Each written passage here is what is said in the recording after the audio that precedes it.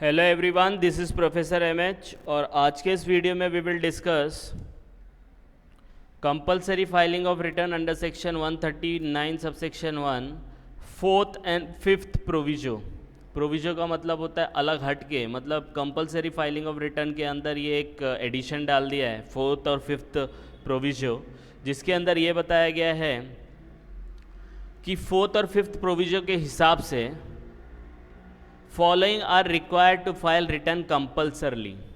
मतलब हम लोग ने लास्ट वीडियो में देखा था कि compulsory filing of return under section 139 1 subsection क्या होता है, वो हम लोग ने लास्ट वीडियो में देखा था। अब उसका एक फोर्थ और फिफ्थ प्रोविजो है, प्रोविजन नहीं प्रोविजो, मतलब प्रोविजन तो दिया है, उससे हटके ये फोर्थ और फिफ्थ प्रोविजो क्या बोलता है कि इन लोगों को रिटर्न फाइल करना कंपलसरी होगा। आप बोलेंगे सर कंपनी और फर्म को रिटर्न फाइल कंपलसरी होता है? यस होता है, लेकिन इन्होंने क्या बताया कि कुछ लोग जानबूझ के रिटर्न फाइल नहीं करते, तो उनको कंपलसरी कर दिया है। क्या, कौन सी कंडीशन पे? तो बताया गया है कि जो पर्सन आरओआर हो, जो पर्सन क्या हो, आरओआर हो, रेजिडेंट एंड ऑर्डिनरी रेजिडेंट, इसको कंपलसरी कर दिया है। दूसरा, a person who is not required to file his return under section, जिसको फाइल करना नहीं जरूरत थी, लेकिन नहीं जरूरत थी इसलिए तो बताया ना, इसलिए तो ये प्रोविजन डाल दिया कि बंदा बता रहा था कि I am not required to file my return, तो इसलिए बताया कि जो बंदे को not required to file his return, लेकिन उसने अगर होल्ड किया, he holds as a beneficial owner of any asset including the financial interest located outside India। बाहर के देश में बाहर एसेट कोई लोकेट करता है, उसका वो कौन है? ओनर है। कौन है? बेनिफिशियल ओनर है। इसका मीनिंग मैं अभी एक्सप्लेन करूंगा आपको। दूसरा, और इसके अंदर ये और करके has a signing authority of any account located outside India, मतलब कोई प्रॉपर्टी है उसका ओनर है, कोई अकाउंट है उसका साइनिंग अथॉरिटी है, वो बंदा है, या वो बंदा beneficiary of any asset located outside India including the financial interest. या तो वो बेनिफिशियरी होना चाहिए या तो वो बेनिफिशियल ओनर होना चाहिए। अब इसका मीनिंग हम लोग समझने की कोशिश करते हैं। क्या मीनिंग है इसका?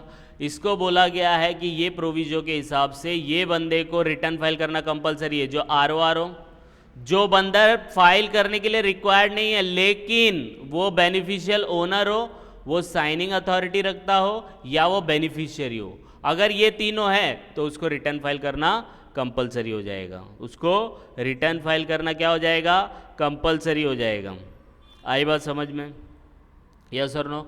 इसीलिए बताया गया है लेकिन अगर जो बंदा बेनिफिशियरी है, जो बंदा बेनिफिशियरी है, यहाँ पे दिया है ना, who is a beneficiary located outside India, उसको रिटर्न फाइल करने की जरूरत नहीं है अगर वो जो इनकम आ रहा है ना एसेट के ऊपर से, वो इसके इनकम में इंक्लूडेड है।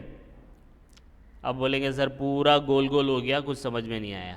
अब देखो, इसको मैं 2 मिनट में आपको एक्सप्लेन कर देता हूँ। सबसे पहला, इनको फाइल करना कंपलसरी है जो आरओआर है, जो रिक्वायर्ड नहीं था लेकिन वो बेनिफिशियल ओनर था, साइनिंग अथॉरिटी था, बेनिफिशियरी था। इतना समझ में आया?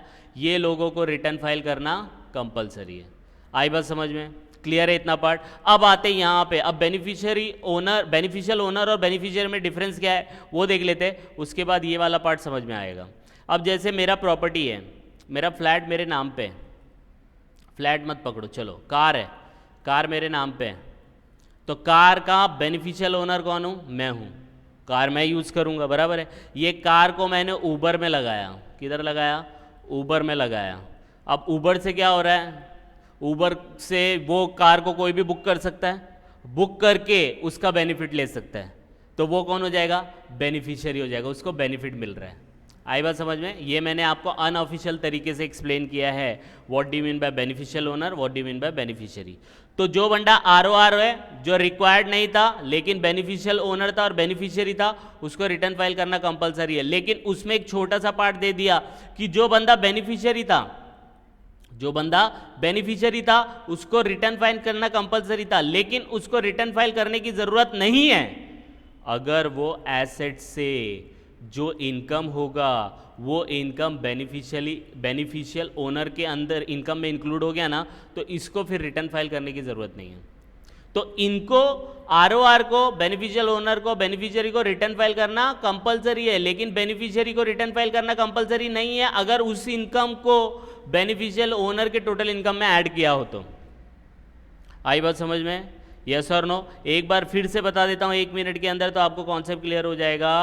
जो भी बंदा आरओआर है, जो बंदा रिक्वायर्ड नहीं था लेकिन बेनिफिशियल ओनर था, साइनिंग अथॉरिटी था, बेनिफिशियरी था, उसको रिटर्न फाइल करना क्या है? कंपलसरी है। क्या है? कंपलसरी है। लेकिन बेनिफिशियरी को रिटर्न फाइल करना ज़रूरत नहीं है अगर वो एसेट से जो इनकम आ रहा है वो बेनिफिशियल ओनर के इनकम में ऐड हो गया हो। तो जब वो इनकम इसके इनकम में ऐड हो गया है तो फिर इसको रिटर्न फाइल करने की क्या ज़रूरत है? वो तो वही करेगा। अब समझ में आया इसका लॉजिक? आई बात समझ में? तो दिस इज़ द केस। तो ये था आपका 4th और 5th प्रोविजन। आप इसको गो थ्रू करो। इसके पहले वाले वीडियो में मैंने कंपलसरी रिटर्न फाइलिंग के बारे में बताया, उसको आप गो थ्रू करो। कुछ डाउट आएगा तो please comment, and please like and subscribe for more videos. Thank you.